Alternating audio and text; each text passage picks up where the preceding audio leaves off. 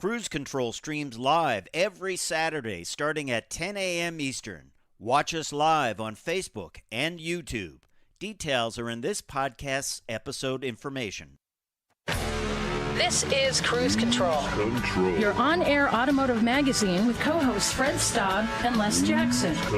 Everything you need to know about new and used cars. Industry news. We'll fix or repair your car on the air. Fasten your seatbelts and let us take the wheel. Now, your ride is about to begin. Because you're on Cruise Control. Cruise Control. Cruise Control. Hey. Hello, everybody. Welcome to Cruise Control. This is your on-air automotive magazine, but you know that because you listen to us all the time. And as usual, we're right here talking with you, or at least at you. I'm Les Jackson, and of course, the other guy is Fred Staab, and he's about to say hello. Hello, everyone. Yeah, it's a lot going on for sure. And we are glad you're with us on Cruise Control. Another great packed show of information, Les. And we're starting off with Ford rolling back time back to 1966. Yep. And they're bringing back even chrome lettering, chrome nameplates. Chrome? Like chrome. Shiny stuff? Yeah. Their favorite color is chrome. And I love it. Even white painted wheels. So wow. We're going to discuss the Bronco and Bronco Sport Heritage editions. I think they look pretty cool, and I think they're going to be snapped up. What do you think? I think so, too. I've actually seen one Bronco on the road, which... That's not uncommon. Anyway, Nissan has priced out the new Titan. Yep. And it's not cheap. No, it's not cheap. And a lot of people are wondering if they will still build the Titan or if they'll get out of the full-size pickup truck. But we'll see. We'll have to see. And over at BMW, they say, don't worry. You'll get used to paying a monthly fee for all those add-ons, things like heated seats, heated steering wheel, things like that. No, I won't. We're gonna kick. No, I won't. We're gonna kick this one around for sure, Les Jackson. We're gonna kick something. And what are the most and least expensive cars and trucks to insure? A lot of people don't think about insurance costs. Yeah, they don't. And then talking about insuring stuff, well, you remember the Toyota Crown? It's the replacement for the Avalon, and it is a kind of a high-riding sedan. Well, they might be bringing out a hybrid two-door version of it, including a convertible. We'll talk about that. I think it would be kind of a slick vehicle from the folks over at Toyota. How about you? A convertible? Wow. Wow. You know, I loved the Solara when they made it. That's over 20 years ago. Yeah. Yeah. Well, we'll have to see. We'll have to see what comes out. But all that and more when we get rolling on this edition of Cruise Control. It's the show that you've dialed into, and we're glad you're here. Don't forget to check us out at cruisecontrolradio.com. I'm Fred Staab. He is none other than Les Jackson. When we come back, we are rolling back the time to 1966 for some really cool versions of the Bronco. Really cool that the factory's doing this. We'll tell you all about it when Cruise Control returns. Cruise Control is your on-air automotive magazine. Check us out at cruisecontrolradio.com. Cruise Control. And welcome back to Cruise Control, your on-air automotive magazine. Fred Staab and none other than Les Jackson are with you, ready to go, ready to take you on a ride around the automotive industry. Yep. Les, we're going back, way back to 1966. Well, sort of. When gas was 31 cents a gallon. Burn it up, baby. High test. Lots of lead. Lots of lead, and the average car got about 11 miles to the gallon. Yeah, and it smelled too. Right? Well, yeah, that's true. But on to the Bronco. Yeah. So this week, released from Ford, the Bronco and Bronco Sport Heritage editions for the 2023 model year. It includes all Broncos 2-door, Bronco 4-door, and Bronco Sport SUVs. There is a Heritage Edition and Heritage Limited Edition models that are tributes to the original Broncos that roamed the trails more than half a century. The trails. Yeah. Enthusiasts can select from a special palette of exterior colors, including the Bronco Heritage-inspired Robin's Egg Blue or Yellowstone Metallic. Now, did they come from the factory with white wheels? I kind of remember them coming with the hubcaps from the Galaxy. I vaguely remember the white wheels. And you could also get Renault Dauphines with white wheels. Yeah, but not too many vehicles from the factory would come with that type of thing. That's true. Well, I think this is interesting. You and I were talking about this during the break. Typically, they do this when they're trying to keep the model going. Obviously, they don't need to do this for the Bronco Sport or the Bronco. If they could build more, they could sell more, but they're at maximum capacity. So I guess they are just really wanting to leverage the excitement. And boy, I tell you, they're going to mark these things up, aren't they, dealers? Yeah, I'd say each of those is minimum of 5, if not 10,000 more. Wow. Yeah. The dealers, well, we've talked a lot about it. Yeah, so they'll be marking them up, but it's just good to know that these things are going to be available. If you are an enthusiast, if you crave a vehicle with white wheels. I like the white wheels. I like the white wheels. Yeah, it's got kind of I don't know. That looks like a toy I played with, like a Tonka truck. Yeah. It looks kind of cool. It really does. I would say though, you probably have to be a real fan of it to really want to do that, because it is a look. And it's not the ideal wheel to go off road. No. It's a throwback to that two-tone and the yellow, and I do remember some of these things, some of these colors, but it's fun. I have to say, it is certainly fun, and I'm sure they will be snapped up. I don't know how limited they are, but they say the Bronco Sport Heritage Edition will start at $34,245, and the Heritage Limited starts at $44,655. The Bronco Heritage will start at $44,305, and the Heritage Limited will be priced at $66,895. Wow.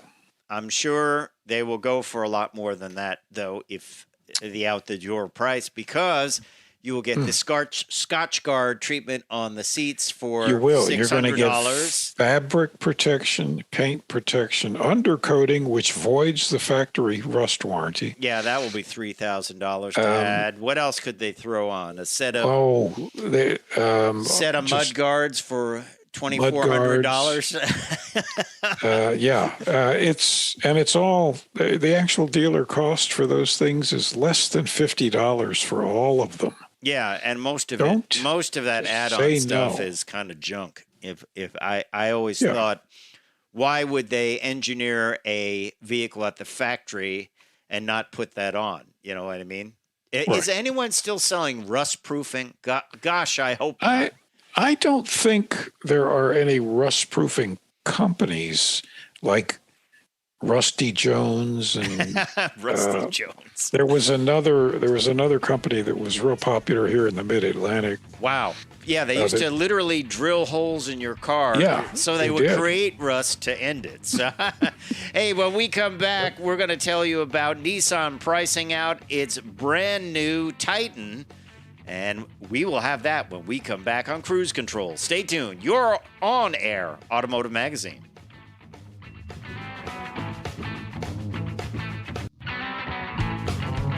Cruise Control. Welcome back to Cruise Control. Here we are, Les and Fred, as promised. And, well, actually, we have to talk about pricing. Okay. That's why we always kind of tense up and and get nervous, because it's never less. But actually, it's not bad. We're talking about the 23 Nissan Titan, which may or may not be continued.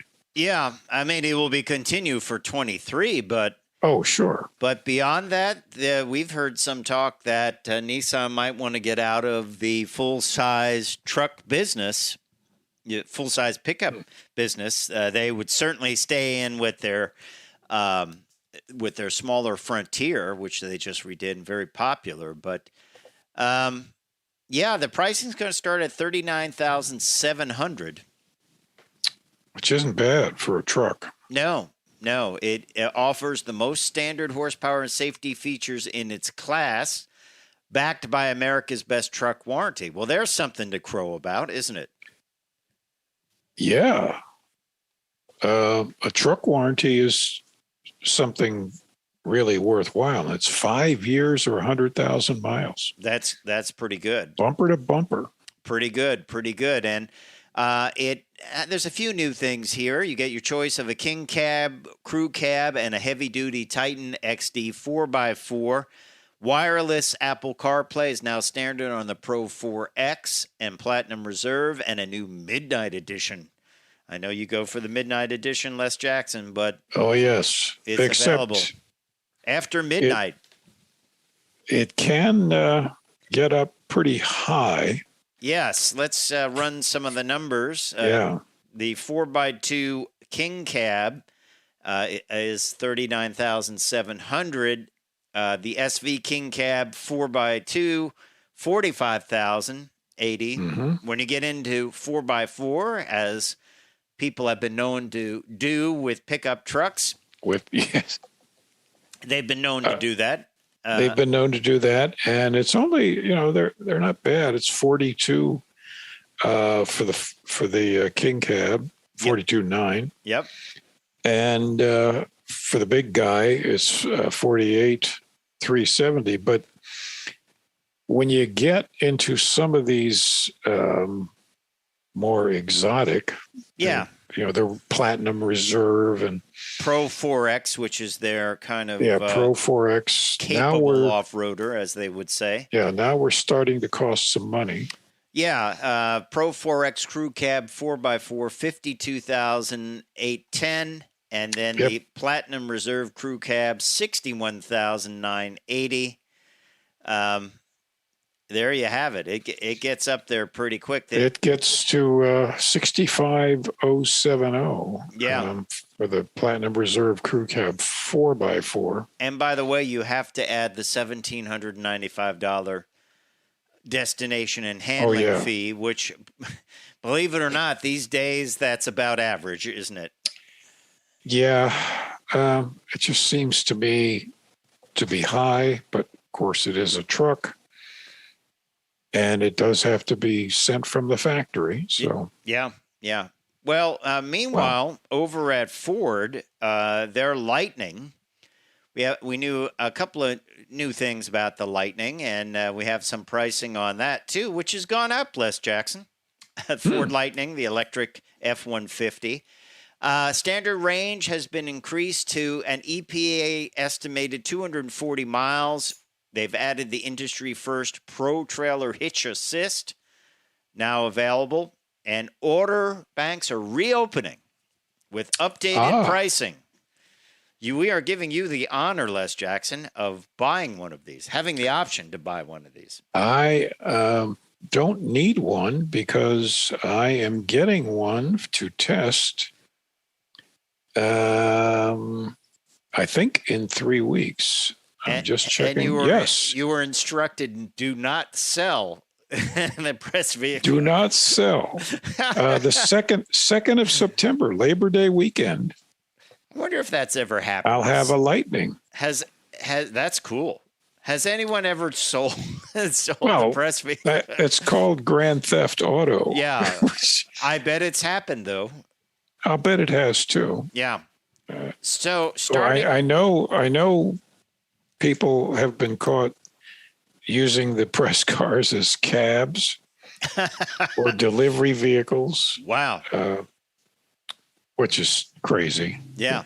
Yeah. Well, let's talk about this when the order banks reopen. Starting in the fall, vehicles built with the standard range battery on the Pro, XLT, and Lariat trims will have an EPA estimated range of 240 miles, up from 230, which is not bad. And Not bad.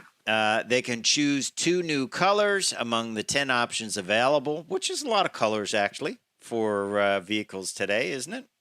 10 different colors.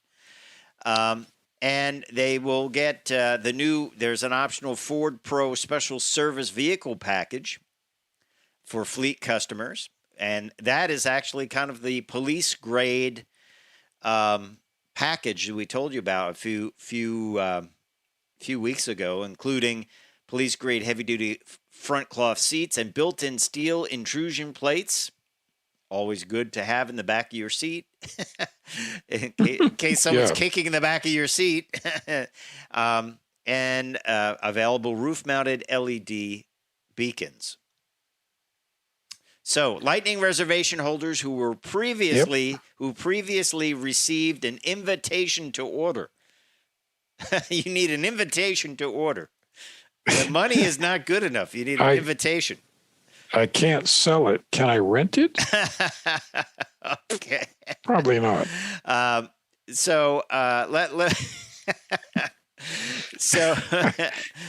Anyway, the Ford is adjusting the MSRP on the F-150 Lightning for the first time since it was revealed in May 2021 and has honored the MSRP for all customers who ordered to date. They have adjusted it due to significant more cost in materials. And the next wave of F-150 Lightning vehicles will be built at the following prices. The Pro is $46,947. The XLT is $59,474. The XLT High is $68,474. The XLT High Extended Range is $80,974. It's just climbing. The Lariat is $74,474. Lariat Extended Range, $85,000. And the one Les Jackson would order, the Platinum Extended Range, $96,874. It would actually be cheaper to buy 2 Pros. That's crazy. I'd save about $1,000, so I could, pay for that operation.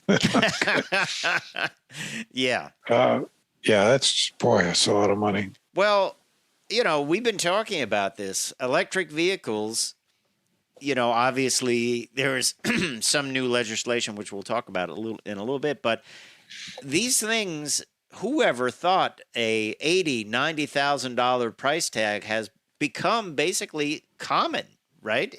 It's not Very like common. It's not like, oh well, that was a Bentley or that was a high end vehicle. No. We're talking a pickup truck here, Pickups in the last 10 years have just dramatically escalated. And big SUVs, $100,000. I don't think this is going to go. It's not going to be like, well, once people start adopting more electric vehicles, economy of scale. I think they're going to sell less vehicles for more money. Let's face it. You have less costs and you make just about the same money, maybe more. Yeah. And you and I have talked about this. I think it's just going to be a lease only, and people will have to spend $1,000 or more a month to lease these things and never really own them. I don't know. We'll have to see. But somebody will come in with a less expensive car and go from there. Hey, when we come back, we're going to talk about BMW, not less expensive, saying subscriptions are the way to go, and you better like it. We'll be right back. Fred Staab, Les Jackson, Cruise Control. We are live every Saturday at 10 a.m. Eastern. Watch us on Facebook and YouTube. Details are in this podcast's episode information. Cruise Control. And welcome back to Cruise Control, your on-air automotive magazine. We always like to look at the trends that are going on in the automotive industry, keep you up to date. And Les Jackson, BMW, way back when, released iDrive. You remember that? I think it was on their 7. Yeah. I remember it very, very well. When they delivered me mine, they couldn't actually get it set up. The original iDrive was hopelessly complex. Yeah, it automated everything in the car. There was like 60 levels of memory of menus. You could get lost in the menus just trying. 594 separate menu items. Yeah. So they said, well, I remember them saying this. We're not going back. Mm-hmm. We are not going back to the way it was with lots of buttons. We are sticking with this. Like it or not, you will do it. And the same thing happened when they went to big grills, right? People were like, oh, this grill looks ridiculous. It's too big. They said, like it or not, that's where we're going. Well, once again, they are saying the same thing, and it has to do with monthly fees, monthly subscriptions for things like heated seats, heated steering wheels.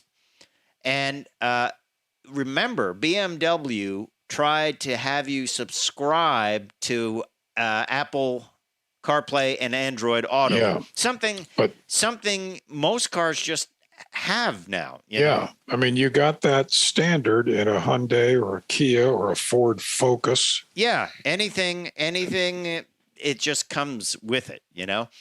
Well, they are trying to roll out this whole subscription idea. So the idea is, and we don't really know how much you'll pay, but that's the thing.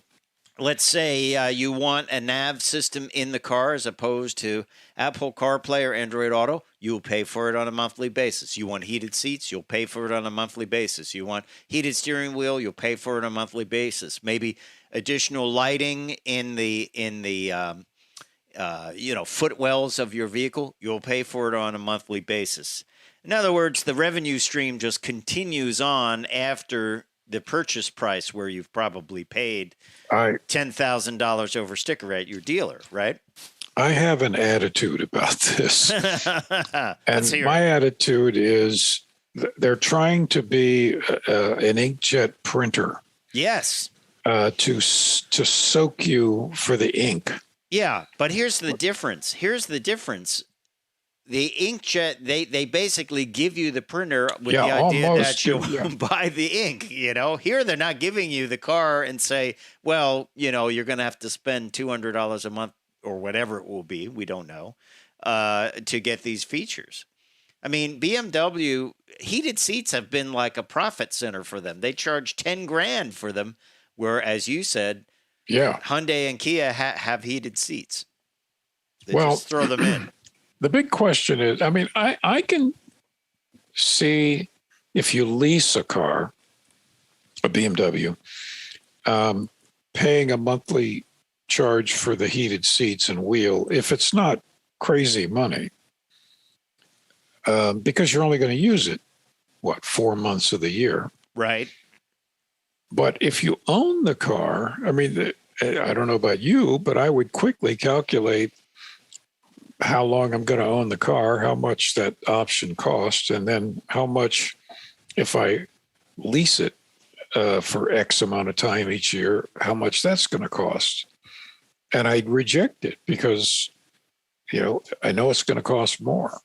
Well, let me twist it around here, because here's what I think. They're saying, well, you can still order these things from the factory and not have to pay for this monthly fee for heated steering wheel and things like that.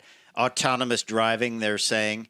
And they'll say, well, we're trying to keep the cost down. If you don't need autonomous driving, why are you going to pay, $25,000 more? Maybe you only need it on a big trip. Might make sense. Okay. But the other way is, this means they won't build base model cars anymore, which we see happening, because they'll say, well, let's face it, you don't want to pay subscriptions, so we're not going to bring in the 2 lowest models. We're only going to bring in the ones that have all these things that would typically be a subscription, and we're doing you a favor, Yeah, and it's cheaper to produce one model of car with everything on it than it is to produce several different models. Well, look, that's the Hyundai model, but they give you it for a lower price. The Hyundai or Kia model, they just add everything in. Even the base model one has things like heated seats for the most part in most of their vehicles. So it's interesting. That's why it's being done. I think and the other interesting thing you and I have talked about, tuners are going in instead of saying, okay, well, I'm going to take the speed limit off the car and I'm going to change the shift points for the transmission. They're now going in and saying, well, I'm going to turn on those added features in here. And I'm going to add, the heated seats or whatever. Interesting, right? It is interesting, but a clever software person can just go right into the, plug it into the USB port. Yeah. Or the OBD2 port and talk to it. Yeah. Although, wouldn't BMW pick that up with a signal? I don't think so. I mean, maybe if you took the car back to the dealer, you would have to reflash it before you got there. In other words, you wouldn't want to show up and you don't have heated seats and now you do, and you didn't pay for them. But I don't know. But they're looking at this as a revenue stream. As we talked about, Ford has said they want to get into data mining, so there you have it. I just really object to this. Okay. So there you go. Les Jackson says, I object to this. And yeah. All right. Well, let's move on to our next story, and it is about insurance. The least and most expensive vehicles to insure in 2022, and the cheapest vehicles to insure, the most expensive, comes from carinsurance.com, which is a kind of a one-stop destination for car insurance information. So let's start with the cheapest, shall we? Please, because they're the only ones we can afford. Okay. Subaru Forester Wilderness. That's a nice vehicle. Makes sense. That's a good vehicle. Sense. Yeah, very safe. Number 2, Hyundai Venue SE, their entry-level crossover. That's again, a lot of sense. Then Honda CR-V LX, of course. Mm-hmm. Mazda CX-30S. And I can't figure out the styling, Toyota CHR-XLE. Yeah, version. that doesn't even make a word. Yeah. Crooksly. And some of these next ones, the most expensive from the bottom up, Audi RS e-tron GT. Probably don't want to bend that up, right? No, especially if you total it. Okay. I'll do number 4, Porsche Panamera Turbo SE Hybrid Executive. And my personal favorite, the BMW M8 Competition Grand Coupe. Okay. Which is probably a bigger version of the BMW M3 Competition that I reviewed a few weeks ago. Expensive. Yeah. And speaking of expensive, and a lot to repair.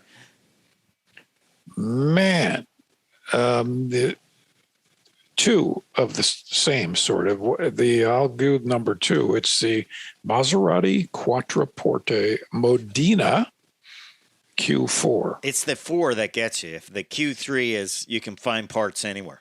Right. I mean, how many? Actually, I see a fair number of Maserati Quattroportes on the road around here. Yeah, I do too. Um, And the number 1 is the Maserati Quattroporte. What do you suppose the insurance cost is? Well, we have a mutual friend. I won't mention her name, but she got hit in hers, and she just couldn't afford to fix it. I think she just got rid of it. You know, I don't know how well it was damaged. How much? I know you can pay up $5,000 or so a year for some of these, and if you're young, if you're 25. Yeah, you're gonna be paying a lot. You're gonna be paying a lot for it. Yeah.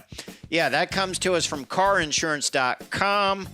Check them out for some insurance info. Interesting stuff. When we come back, we're gonna tell you about Toyota possibly adding a couple of versions of the Toyota Crown, including sporty 2-doors, to their lineup. All that and more on Cruise Control.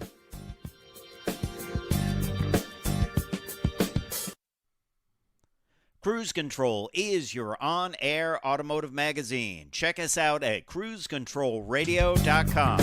Cruise Control. Hey, welcome back. Welcome back to Cruise Control. Fred and I are admiring on our screens really nice looking Toyota Crown. Obviously, it's a drawing.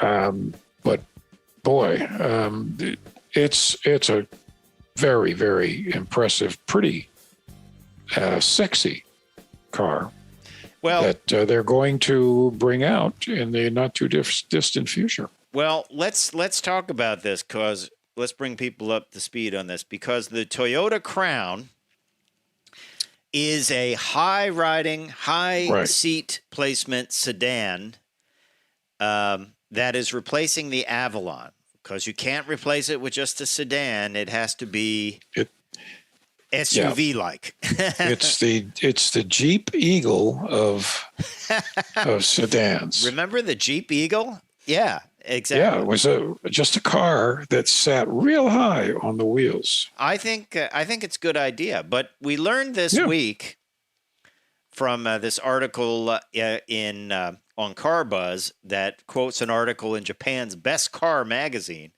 that there may be many variants of the Toyota Crown, and many will be coming to the Western world, including...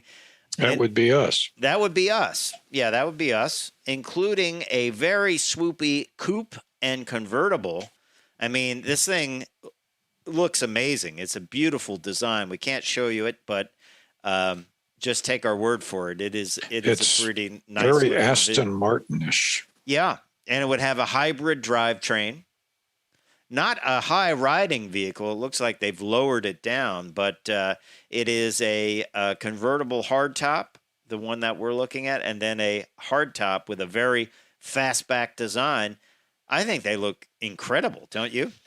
I do too, and I love convertible hardtops. I just love them. Couple this with a hybrid drivetrain, hybrid max drivetrain that makes 340 horsepower with a 2.4-liter turbo engine.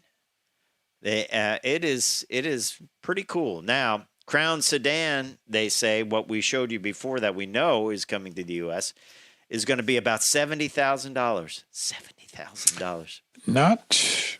Not cheap. Yep. And the convertible could cost $75,000, and then the coupe, which would probably be a little bit more than that. They don't want to encroach on the Lexus LC. Think about this, and I've noticed this with Toyota. Some high-end Toyotas are just as nice as having a Lexus, and Oh, it well, almost seems yeah. you're really could be encroaching on Lexus, couldn't you? I think they've learned that most people don't know that they're the same company.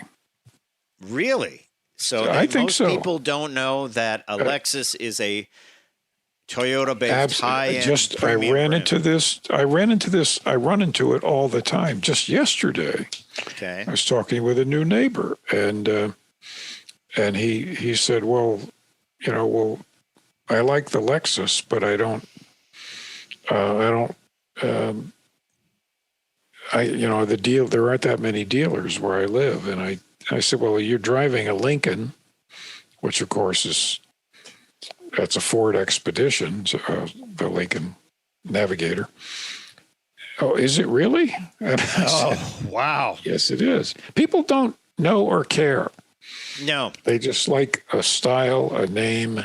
And as someone once told me, who was married to this lady, to a guy named Big Johnny that sold cars. Gee, I wouldn't want to buy a car from Big Johnny. But anyway, she said it's all about the payments. Just what it is per month. And that's how people buy cars. Unless they listen to cruise control, because then they go out and they say, hey, I know about it. Les and Fred told me about it. That's right. And they said, and of course, they also told me, don't buy a car now. Yeah, save your money. And hold on. You know, the other interesting trend, too, I was reading, that the whole concept of entry-level luxury, way back when, entry-level luxury would be like a CTS Cadillac for $35,000, right? And you could go down the line and kind of pick off a lot of the different models that were entry-level luxury, about $35,000. They want to eliminate that. No more entry-level luxury. In other words, you're going to step right up to 50, 60,000. I think it comes to a point where, you and I talked about this earlier, that they're just not going to, people aren't going to be able to afford it. I think we're very, very close to that point around the country. And surely the manufacturers know it. Yeah. I guess they're just thinking lease or long-term payments. Yeah. Yeah. It's very interesting and, sad in a way, because there are people that want something like a Hyundai, entry-level model, and that they can still get it. I also think, too, maybe that's where we're going to see other manufacturers come in and fill that void. Where you go on Amazon and you see those things, you're not quite sure where they come from, but hey, it gets good reviews. I'll try it. And I think that might be what we see. What do you think? Well, India wants to sell cars here. Yeah, they've talked about that. They did. With a little trivia question: what Ford was built in India and sold here, still sold here today, and it is a CUV. Oh boy. Ooh. Very small SUV. You get in it, and it's like, this is obviously a little bit different than what we've experienced before. The Ford EcoSport. Really? Okay. Just a little bit different than what you would see. Like, you sit there, it's like, okay, this is a nice little vehicle, but it's just all the switch gears a little bit different. Yep. Something's different about it. Not terrible, but different. So, yeah. Well, you never. Well, what I'm thinking, even new brands like Tata. Yeah. We're seeing what's interesting in VinFast, the Vietnamese company. I don't know if we know pricing yet on their vehicles, but they're building plants in the U.S. It'll be interesting to see what they do. Will people buy? I think people will buy for price, especially if the average vehicle price is now $60,000 in a few years. I think if they can get something for an affordable $45,000, they will buy it from one of these manufacturers. And I think you're right. it's. I don't think certainly manufacturers like Mercedes and that, I think they'll cut their whole entry-level stuff out. There won't be anything under $50,000, $60,000. I think they just will say, we don't want those customers. I wonder probably like GM will have a few entry-level EV models, but I don't think they'll have a lot. And they want to make it more aspirational. And, this is a major purchase for you. This is almost $100,000 purchase. This is what we want, whether it's lease. But it's a declining asset. It is. I mean, it would. I don't get it. True, you can buy a house and it might get destroyed by fire, but more than likely it won't. But a car is much more likely to be, damaged, stolen. Yeah. I don't know. Maybe it's just the way we were brought up, and but it's just a big change for a lot of people. But hey, we'll stay with you and keep you up to date on Cruise Control. Don't forget to check us out at cruisecontrolradio.com. You can like us on Facebook, follow us on Twitter. It's all there. Time for me to say I'm Fred Staab. I'm Les Jackson. We're going to see you down the road. Bye.